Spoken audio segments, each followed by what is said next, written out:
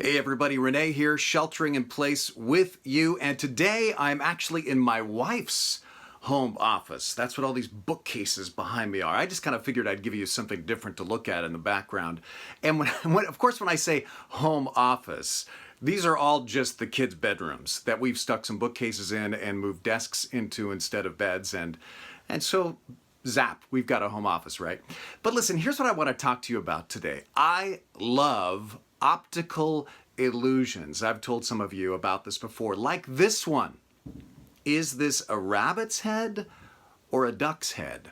Studies show what people are told they will see before they're shown this picture determines what they see. Rabbit or duck, it's all about how it's framed.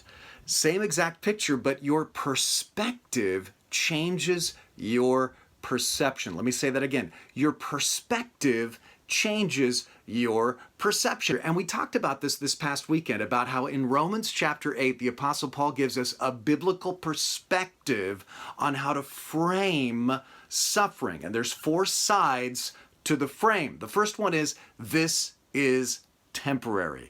In Romans chapter 8, verse 18, he says, I consider our present sufferings are not worth comparing with the glory that will be revealed in us.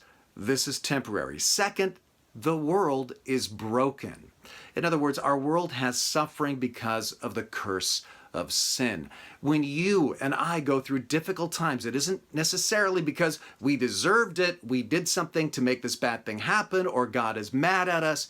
It's just that we live in a broken world. So this is temporary. We live in the broken world, but number three, healing is promised. In Romans chapter 8, verse 21, the creation itself will be liberated from its bondage to decay and brought into the freedom and glory of the children of God. This is temporary. The world is broken. Healing is promised. And number four, God is working right now in at least a couple of ways. In Romans chapter 8, verse 26, it says, the Spirit helps us in our weakness. And then in verse 28, and we know that in all things God works for the good of those who love him, who have been called according to his purpose.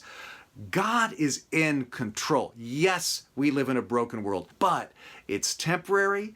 Healing is promised, and God is working right now in all things to do something great. So when you frame your difficulties like that, just like when you frame those optical illusions, you see different things depending on what you're expecting. You will go through this experience differently. It's kind of like this optical illusion. We can look at the same set of facts in our current crisis and see God is nowhere or God is now here.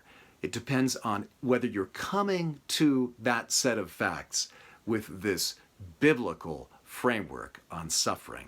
That will lead to a lot of hope in your life. Hope that encourages you. Have a great day.